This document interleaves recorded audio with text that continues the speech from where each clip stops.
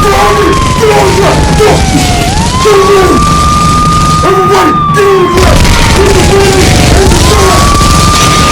Put the money in the bag! Nobody can do it! Let me use this thing! Ladies and gentlemen, boys and girls, how are we all doing? I'm excited for this video. I'm excited for this one. We're gonna look at the biggest, the most insane, the greatest bank heist of all time. So we can all get motivated to go rob some. Joking, I'm joking. But yeah, I thought this would be a dope video. I'm actually excited for this. We're gonna learn a lot. I'm gonna learn a lot. You guys are probably gonna learn a lot too. Let's check this out. Let's look at the biggest bank heists of all time. Let's hit them up. The most money they ever got away with. You know what I mean? Let's get it going. You know what I mean? Without any further ado, shout out to everybody that's already liked the video. If you're new to the channel, go ahead and hit that subscription button for the kid. I can't even breathe in this thing. How do robbers breathe in these things? Without any further ado, man, let's get started. Okay, let's start off with something light. We've all seen something like this similar in movies and TV shows.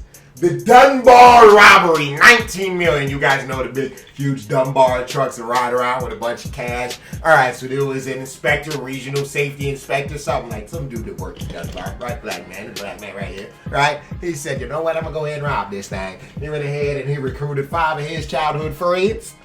And they stopped it at the stop sign just like they do in the movies. I think there was one movie where like it fell on the ground or something. Y'all know what I'm talking. I can't remember the movie, but I remember the scene. Anyway, they just stopped it at the stop sign, and they all dipped in U-Hauls. I think it was like 5 of them. And they almost got away with it too. They almost got away with it too. That's inspiring. I'm joking. Everybody relax. But yeah, they almost got away with it. But one of them, it got to his head, and he told, and he confessed. Did he tell on everybody else? Probably, right? I don't know the whole full story about what happened to everybody else, but I do know that over half of the money still was never recovered. So some of them, they went and hid it somewhere. They might do jail. They might get out, and then it'll be waiting for them. You know what I mean? That would be my guess. But yeah, we started off with something light, just to warm up, just to get the negativity levels rising. You know what I mean? All right, we're gonna take it up a notch. The Brinks Mat home security robbery at Heathrow Airport. 6 guys decided that they were gonna rob a Brinks bank, I guess, a bank warehouse in 1983. This happened a while ago. The plan was to only take 3 million. They ended up taking 30 million when they found so much more gold than they thought they were going to find. They found like an additional stash of like gold and diamonds, and I think everyone, again, part of the one who helped set everything up was the security. So you really got to be careful when you hire security and you're the bank and stuff, because these be the main ones that be trying to. But anyways, yeah. So basically, everyone got caught, but again, they never found the gold. So again, it's the same thing. I think with a lot of these, or with some of these that we're going to see, it's going to be a case of people got caught, but they stashed a good majority of what they got caught with. So if they ever get out, it's lit. Or if anybody they know is out and needs it, it's lit. You know what I mean?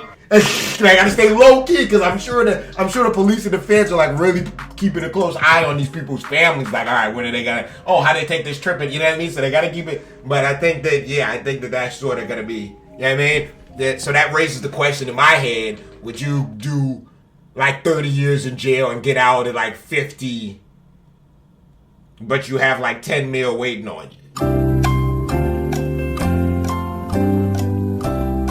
I'm saying no. But maybe somebody might say. A few days before Christmas, a group of robbers posed as bank officials made their way into Northern Bank, where they held Northern Bank branch managers and their families hostage the night before the robbery. Held them all hostage the whole night. Told them, you know what? You gonna tell everybody at that bank to go to the bank normal. Everybody's gonna do a normal day of work, just normal, nothing's wrong, and you and your family's gonna be all right. So they told them that. And then it was just normal day. At the end of the normal day, that's when the bank robbers, again posed as officials, came in, stole $50 million, got away, never heard of.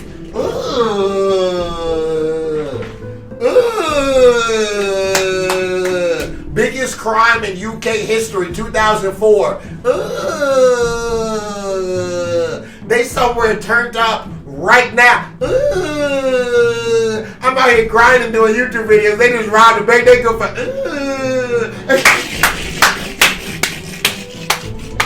That's tough. That sounds like something out of a movie. To rob the to hold the bank branch managers and their families hostage the night before was like a brilliant and evil twisted. You know what I mean? Ooh, that's tough. They had that planned out. They had that. Yeah, that was. You know what I mean? Hey. First you got a dream, then you need a plan. And everything. Hold on a minute, player.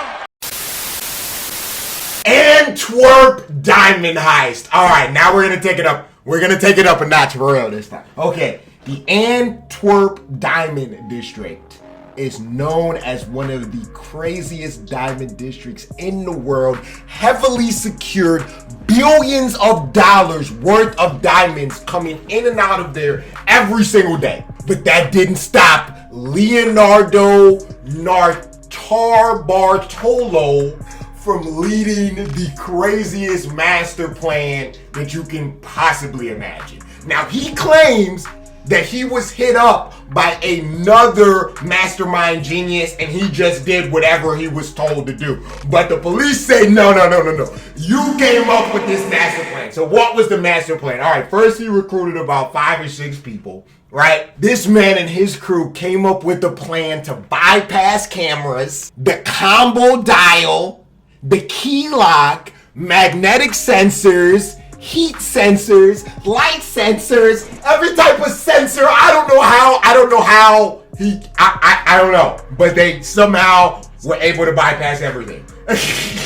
They used aluminum to trick the magnetic field and stripped plastic off the wires of the sensors, so that the circuit wouldn't go off. And then they loaded up the car with $100 million worth of diamonds. It took about 2 hours, in and out. And they did it without any alarm going off, without anybody knowing anything. And they didn't even realize it until the next day. As police and everybody got there, they realized that the safe door, the huge safe door, was wide open. So they instantly called the safe provider, the company, security, all of that. And they said, hey, what's the status of the safe? And they said that the safe is locked. Everything's good to go. So I don't know how he was able to figure all of this out, but he was able to figure all of this out. And what's crazy is the diamonds were never recovered, just like in literally every single one of these. They never found the diamonds that are gold. It's never found. And this dude only got 10 years. You what? He only got 10. The mastermind only gave him 10 years? Alcio Gomez Noriega. This is his face. This is the ringleader of what would have been the largest bank heist in history. There is a bank. It's called the Brazilian bank heist. Let me start by saying it took place in Brazil.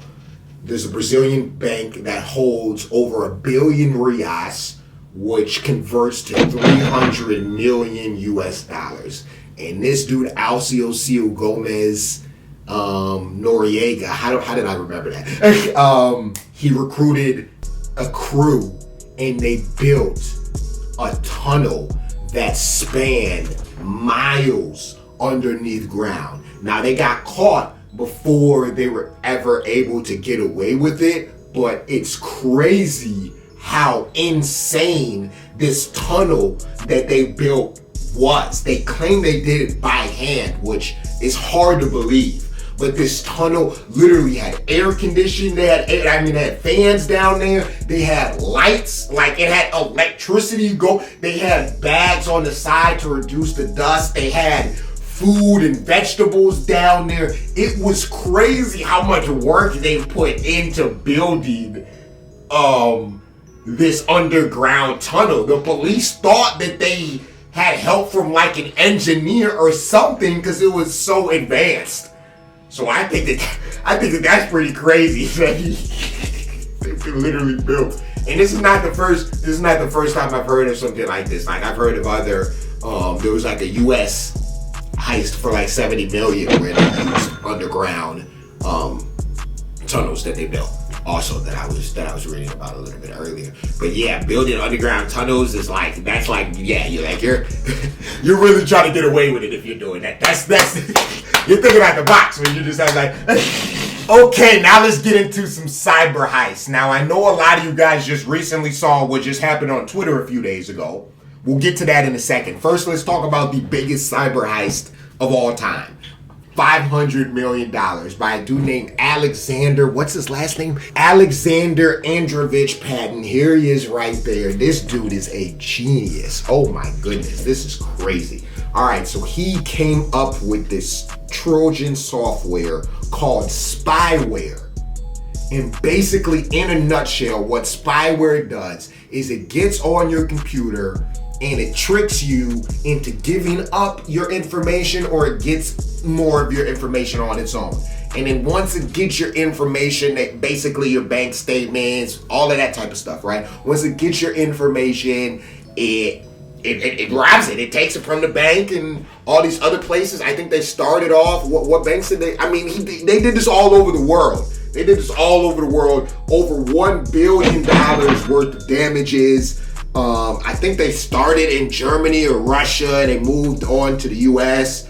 And he also sold this software online on like the dark web and other places from anywhere from like $5,000 to $15,000 for this software. Commercially, he like made it popular to sell hacking software.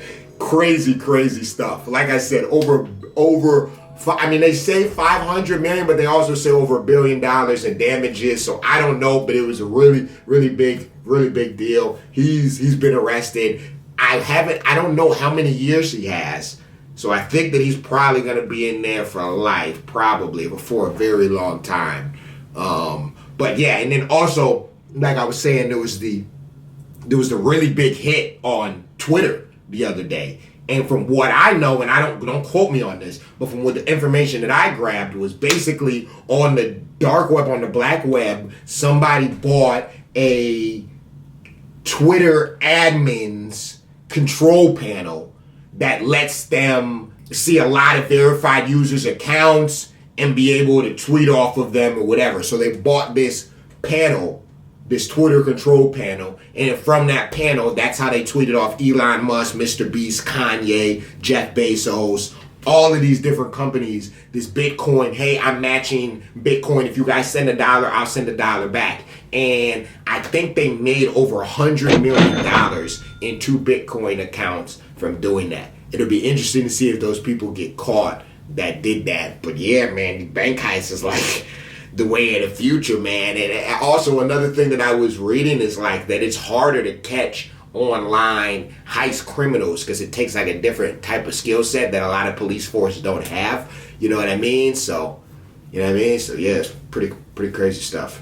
Alright, now it's time for the biggest bank robbery of all time. 2003. Central Bank of Iraq, $920 million, and no weapons were used. March 18th, the day before the U.S. started bombing Iraq, $920 million was stolen with no guns, no hostages, no weapons. You ask yourself, Clark, how is this possible? How are they able to do that? One man, that's who. Saddam Hussein. Okay, so basically Saddam Hussein wrote out these letters, security notes, gave them to his son, it was his son. His son Qasem would go to these banks with this envelope, this note, and say, hey, we need this money. And they basically gave it to him, even though they didn't really need the money. Like they didn't really have proof of them that money was supposed to go to them. But I guess because Saddam Hussein is Saddam Hussein, they just sort of assumed that it was the right thing to do, and Saddam and them boys made off with 900 of them things. So I guess there was certain money at the bank that had like a stamp or something on it, and they said that this was, I guess, security money, so they needed to take it.